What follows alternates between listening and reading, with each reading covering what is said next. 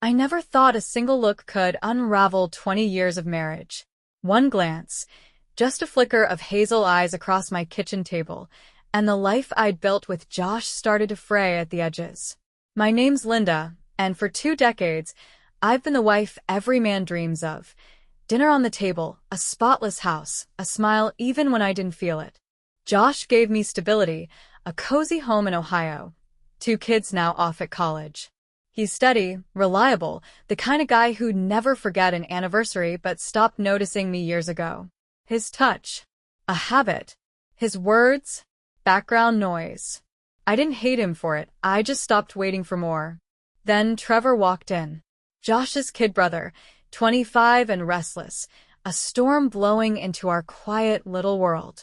He'd been gone for years, chasing freedom across state lines, until he rolled back into town last month, his beat-up truck rattling like a warning. That first night, Josh dragged him over for dinner, meatloaf, mashed potatoes, the usual. I was in my sundress, hair swept back, feeling like the same old Linda. But Trevor? He didn't see old. He saw me. "You've still got it, Linda," he said, smirking over his plate, his voice sliding over me like warm honey. I laughed it off, too loud, my face heating up. Josh didn't look up from his phone. It didn't stop there. Trevor started showing up. No warning, no reason, just him at my door with a grin and a toolbox, offering to fix things Josh never got around to. A faucet. A loose step. His hands brushed mine, passing a wrench. His shoulder bumped me, reaching for a shelf. Accidents, I told myself, but my pulse didn't buy it. Every time he left, I'd catch myself staring after him, wondering why my skin felt alive again. Wondering why Josh's footsteps didn't do that anymore. Last Tuesday, it went from wondering to wanting. Josh called, late at the office again, his voice flat through the phone. "Don't wait up," he said. I was in the garage, wrestling with a wobbly shelf, when Trevor appeared. No knock, just him in a t-shirt that hugged him too well, smelling like sawdust and trouble. "Need help?" he asked, stepping close. Too close. I nodded, my throat dry. We worked together, his fingers grazing mine, his laugh cutting through the silence Josh always left behind. By 8, the shelf stood solid, and I handed him a beer. We ended up on the couch, Josh's couch, talking about nothing that mattered. His knee pressed against mine. Didn't move. Didn't apologize. "You're not like him," Trevor said, his voice dropping low. "Josh doesn't get it, but I do." My heart slammed against my ribs. I should have stood up, made an excuse, sent him packing. But I didn't. I let him lean in, let his breath warm my neck, let that first spark catch. His lips hovered there, not quite touching, just close enough to make me ache. My eyes shut, and for one wild heartbeat, I wanted to burn it all down. The front door creaked. Josh, home early, takeout bags rustling.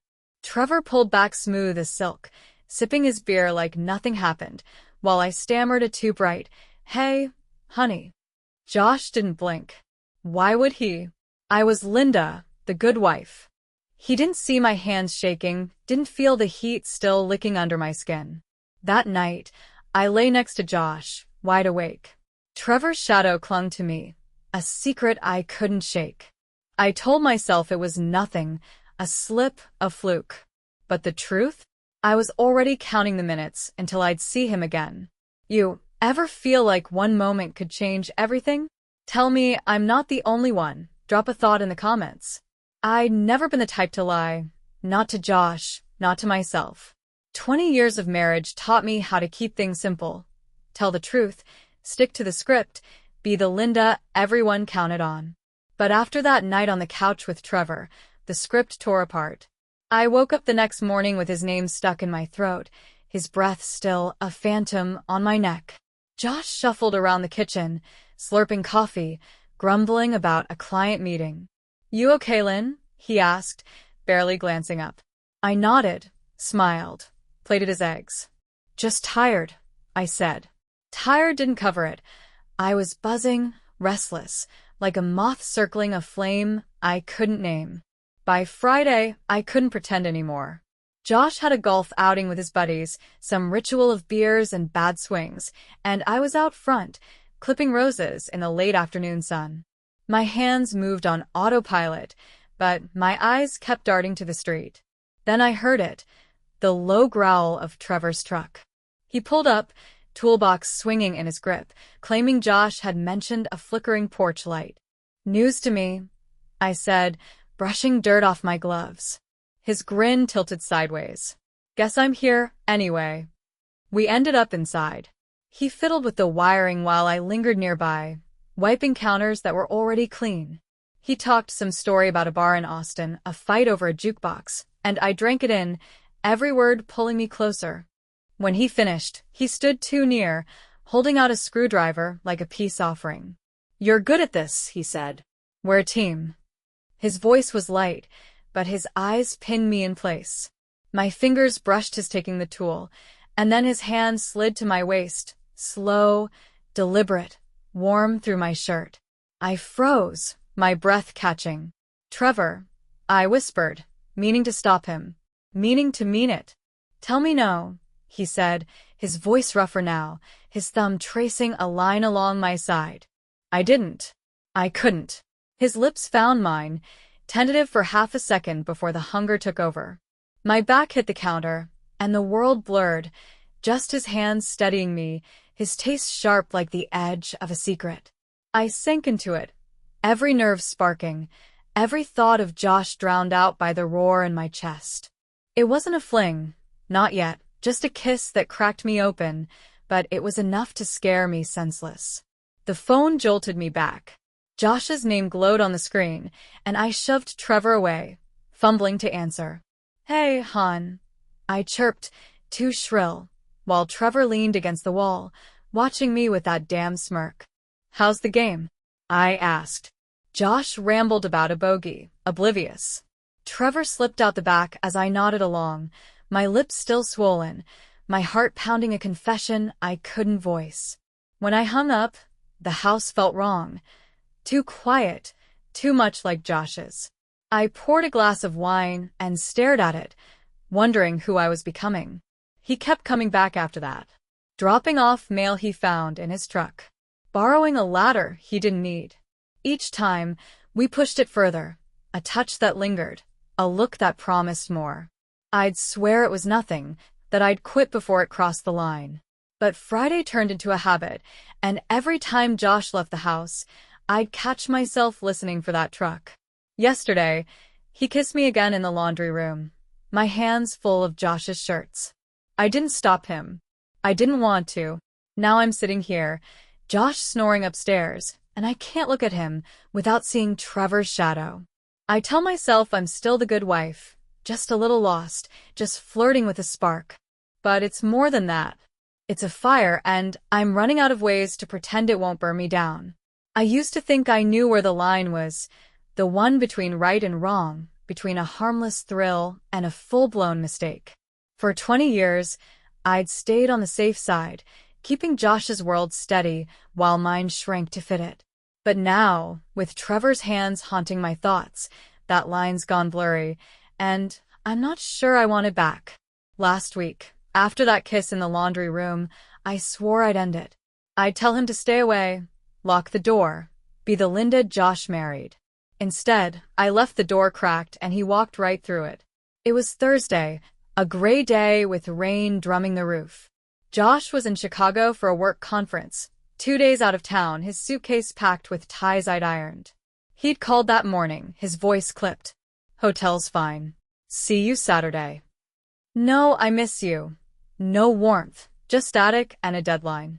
I hung up and stood there, the house too big, the silence too loud.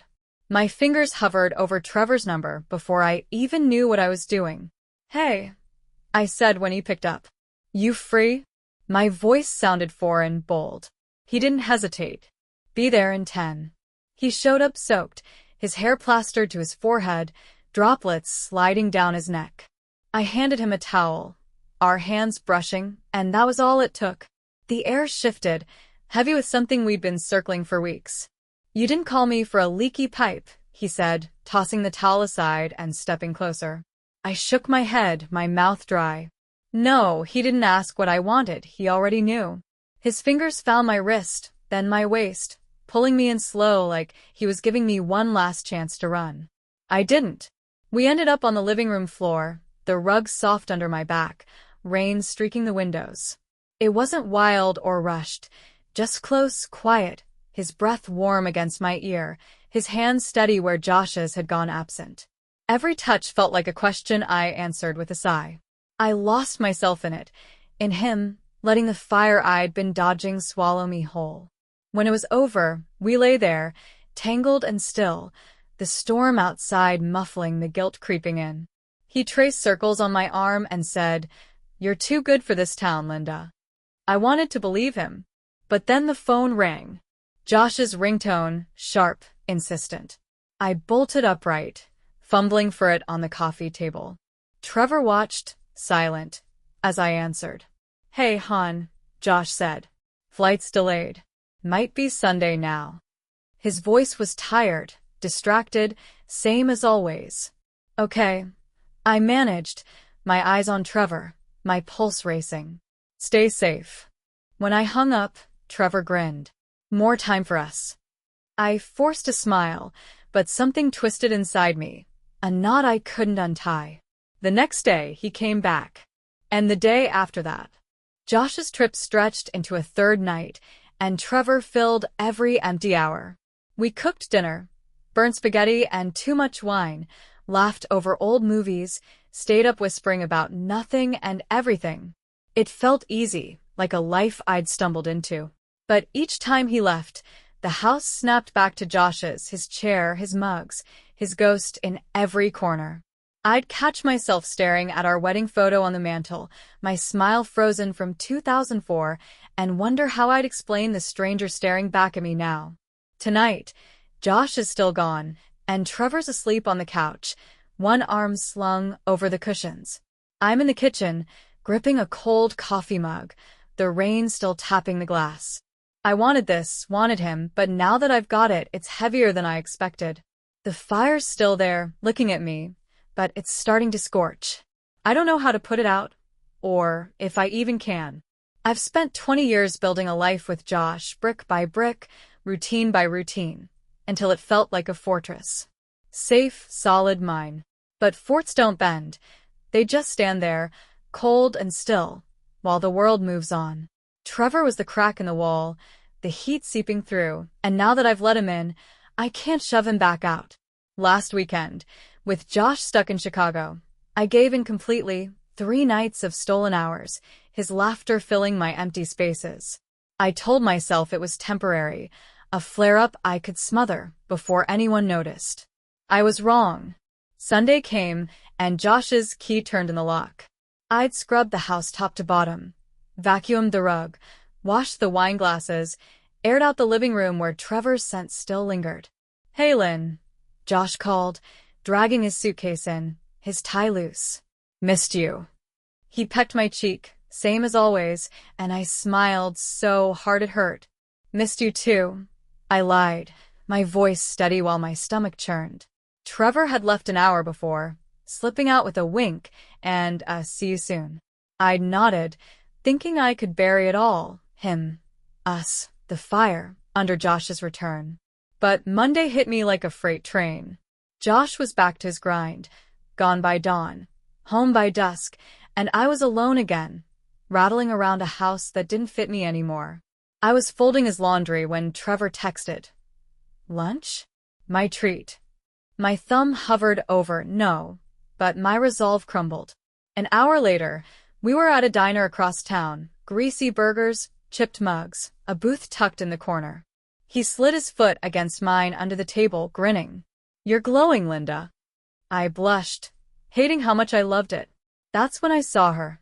Mary Carter, Josh's old high school buddy's wife, 2 tables over. She waved, her eyes darting between me and Trevor. "Linda, didn't expect to see you here," she said, her tone too chipper.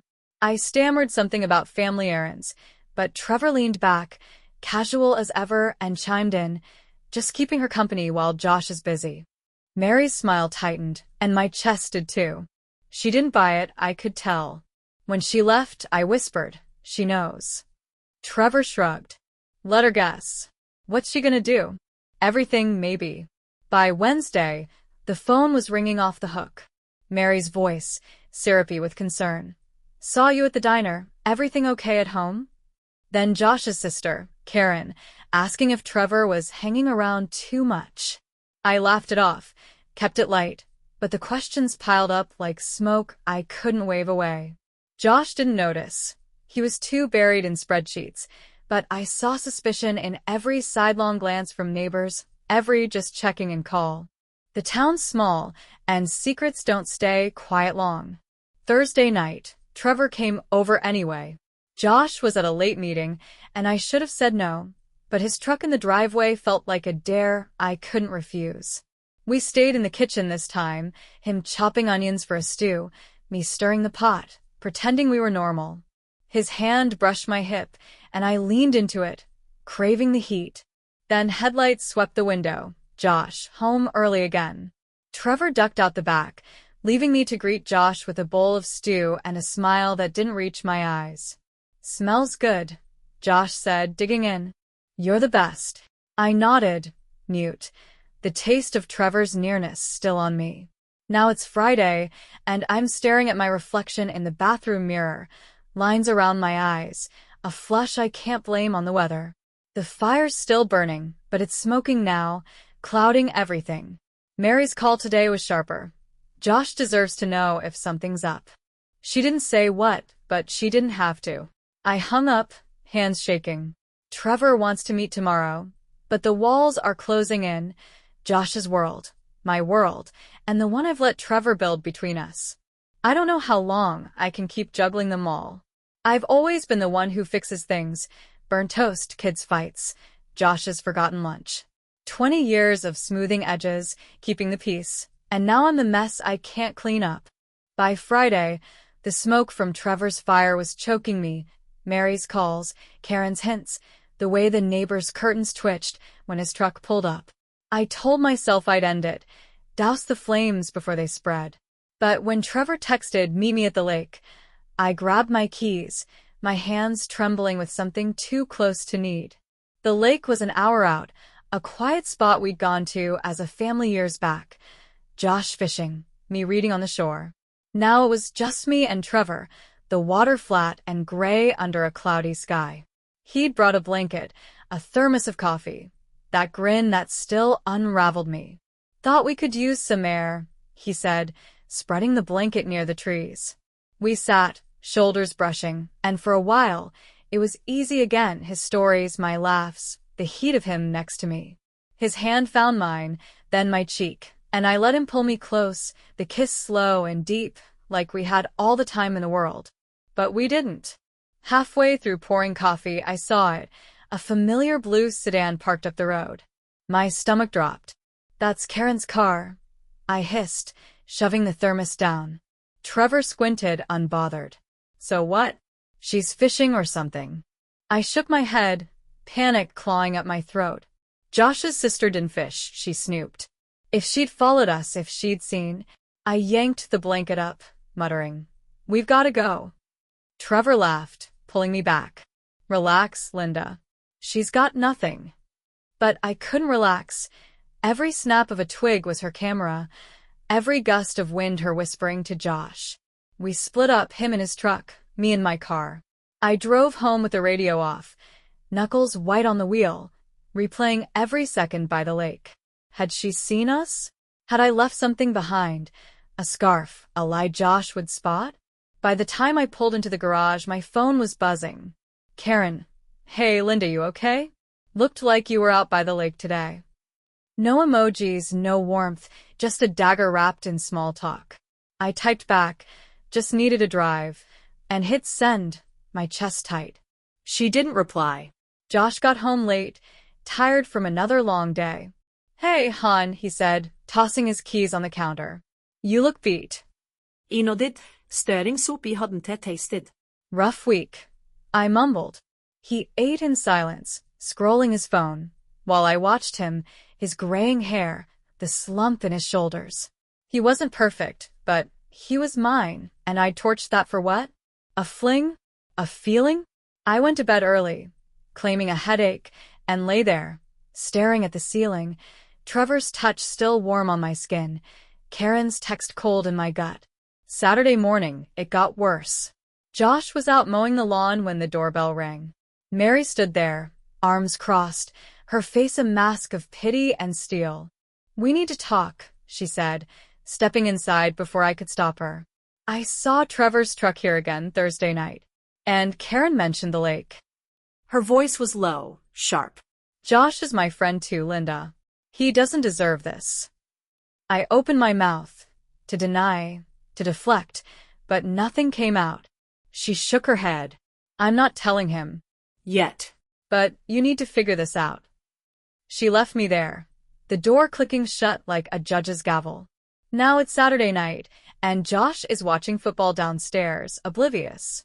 Trevor texted an hour ago, "Miss you already," but I haven't answered. The fire's still there, flickering, but it's eating me alive now. Mary's right. Josh doesn't deserve this. Neither do I, maybe, but I lit the match. I keep seeing Karen's car, Mary's eyes, Josh's tired smile, and it's all crashing down. I don't know how to stop it, or if I'll even try. I used to think I could outrun trouble, keep my head down, smile through the cracks, and everything would hold together.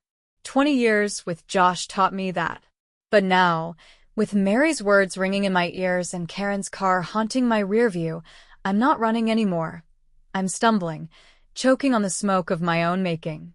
Trevor's still out there, a flame I can't snuff out, and I'm starting to wonder if I'm the one who'll burn first. Sunday morning hit hard. Josh was up early, frying bacon, humming some old tune from our dating days. "You're quiet lately, Lynn," he said, sliding a plate my way. His eyes lingered, soft, searching, and for a second I thought he knew. My fork froze halfway to my mouth. "Just tired," I said, forcing a grin. He nodded, went back to his coffee, but that look stuck with me. Did he see it? The guilt in my hands, the lie in my voice? I excused myself to the porch, gulping air, while his humming faded behind me.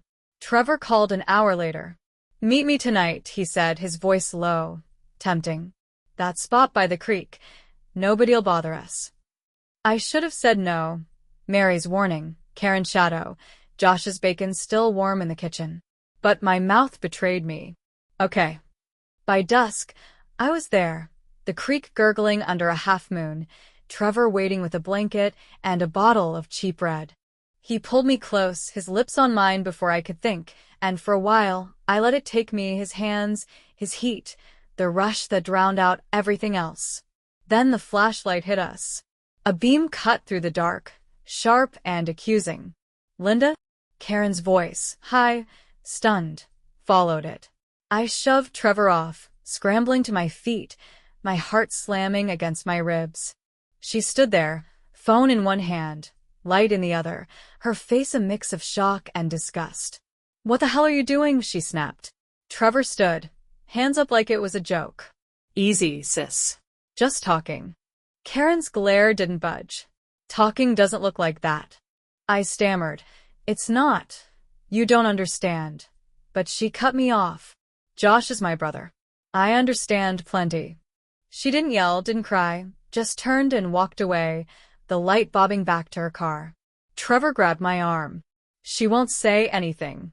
Family stuff, she'll cool off." But I shook him off, my voice shaking. "You don't get it. She's not cooling off. She's going to Josh." He shrugged, unfazed. "Then we'll deal with it." We. Like it was that simple. I drove home alone, the creek fading in the mirror, my hands slick on the wheel. Karen's face wouldn't leave me, those eyes, so much like Josh's, slicing right through me. Monday was a blur. Josh left for work, same as ever, but his goodbye kiss felt heavier, his love you quieter.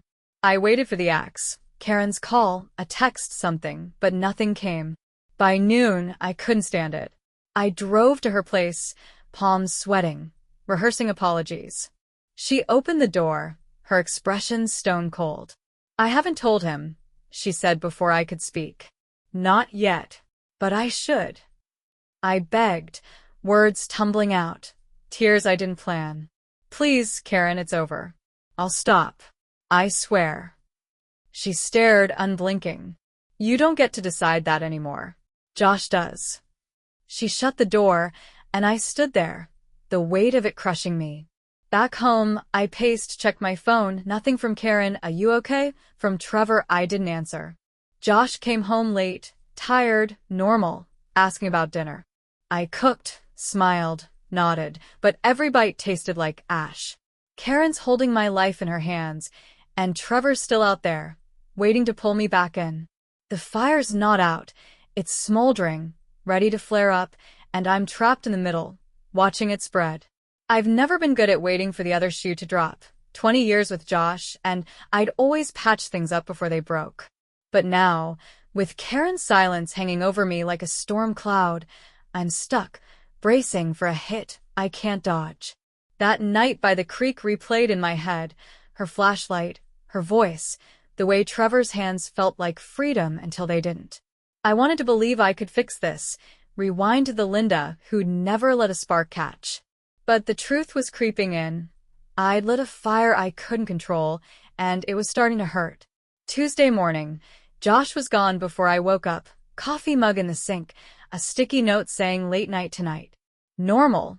Too normal. I stared at it, wondering if Karen had called him, if he was already piecing it together. My phone stayed quiet. No text from her. Nothing from Trevor since I'd ignored him. I tried to keep busy, scrubbed the stove, pulled weeds, but every creak of the house made me jump. By noon, I couldn't take it. I drove to the grocery store, needing noise, people, anything to drown out the echo of my own mess. That's when I saw him. Josh. Not at work like he'd said, but in the parking lot, leaning against his car, talking to Karen. My heart stopped. She was gesturing, her face tight, his head bowed like he was taking a punch.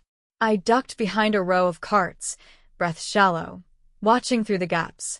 He rubbed his neck, his tell when he's upset, then nodded, slow and heavy. Karen hugged him, quick and sharp, before driving off. Josh stood there, staring at the ground, then got in his car and left. Not toward work, toward home. I didn't follow right away. I sat in my car, hands shaking, the groceries forgotten. She'd told him. She had to have. The bacon from Sunday, his humming, that look in his eyes, it all twisted into something I'd missed. He knew. Maybe not everything, but enough. When I finally pulled into the driveway, his car was there, and the house was dark. I walked in, legs like lead, and found him in the living room, slumped in his chair, a beer in his hand. "Hey, Lynn," he said, voice flat. "Where you been?" "Store," I croaked, setting my purse down. He nodded, took a sip, didn't look at me. The silence stretched, thick and suffocating. "Karen stopped by earlier," he said finally. "Had some interesting things to say." My stomach lurched. "Josh, he held up a hand, cutting me off. "Don't. Not yet." His eyes met mine then, tired, hurt, but not angry. "Not yet. I need to think. Just give me that." He stood, grabbed his keys, and walked out. The door shut soft, not a slam, and somehow that was worse. He didn't come back that night. I sat on the couch, our couch, not Trevor's, until dawn, replaying every choice that got me here. The glances, the kisses, the creak. I'd wanted to feel alive, and I did, but now it was ashes, bitter, choking ashes. Trevor texted at midnight. "Everything okay?" I deleted it, tears blurring the screen. This wasn't his fault, not really, it was mine. I'd chased a spark and burned Josh, the one guy who'd never let me down. Wednesday morning, the house was still empty. Josh's note was gone, his mug unwashed. I called him, no answer. Texted Karen, "What did you say?" And got a curt the truth. I stood in our bedroom, staring at his side of the bed, the dent in his pillow, and it hit me. I might have lost him. Not to a fight or a fling, but to my own stupidity. The fire I'd loved was gone, and all I had left was the sting of what it cost me. I used to think a fire could warm you forever. 20 years with Josh, and I'd banked on that steady glow. But fires don't just light, they consume, and when they're done, all you've got is ash and a chill you can't shake. Wednesdays stretched into a nightmare after Josh walked out. No calls, no texts, just his empty chair mocking me from the living room. I torched everything for Trevor's heat, and now I was freezing in the wreckage, wondering how I'd let it come to this. By Thursday, I was a ghost in my own house. I didn't eat, didn't sleep, just paced, clutching my phone, jumping at every car that passed. Karen wouldn't answer me, and Trevor's texts, "Call me, Linda, let's figure this out," went unread. I couldn't face him, not with Josh's hurt eyes burned into my memory. Around noon, the doorbell rang, and my heart leapt. Maybe him, maybe a chance to fix it. But it was just the mailman, dropping off bills and a flyer for a church picnic. I sank to the floor, the envelopes crumpling in my hands, and cried like I hadn't since the kids were small. Friday, Josh came back.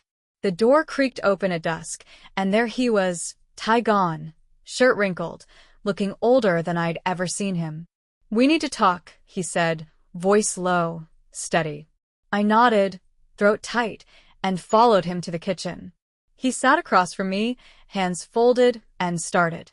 "Karen told me about the creek. About Trevor." My breath hitched, but he kept going. "Said she saw you too close. Asked if I'd noticed anything. I hadn't. Guess I didn't want to." "Josh, I'm so sorry," I whispered, tears spilling. "It was a mistake. I stopped it, I swear." He shook his head, not mad, just tired. "Stopped it when? After she caught you? After I started asking?" His words cut deeper than yelling ever could. "I trusted you, Lynn. 20 years, and I never thought you'd." He trailed off, rubbing his face. "Was it worth it?" I opened my mouth, but nothing came out. Worth it? That rush, that spark. It had felt like everything until it wasn't. He didn't ask for details, didn't need to. "I'm staying at Mike's for a while," he said, standing. "Need space. Figure out what's next." I grabbed his arm, desperate. "Please don't go. We can work through this. I'll do anything." He looked at me, eyes wet, and pulled away, gentle but firm. "I don't know if I can. Not yet." Then he was gone again, the house swallowing the sound of his car fading down the street. Saturday, I broke. I drove to Trevor's place, some rundown rental on the edge of town, ready to scream, to blame him, to beg him to fix me. He opened the door, shirtless, surprised. "Hey, thought you'd ghosted me." I shoved past him, words tumbling out. "Josh knows. He's gone." Us, it's over." He stepped closer, hands out. "We can still—" "No," I snapped, backing up. "You don't get it. I ruined everything for this, and it's nothing." His face hardened, but he didn't fight. I left, his shadow shrinking in the rear view, and cried all the way home. Now it's Sunday, and I'm alone. The house is a tomb, Josh's coat still on the rack, his mugs in the sink.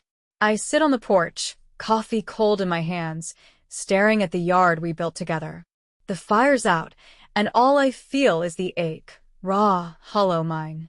I wanted to feel alive, and I did, but it cost me the one man who'd loved me through every dull, steady day. I'd give anything to take it back, to trade Trevor's heat for Josh's quiet goodnight kiss. But you don't get do-overs.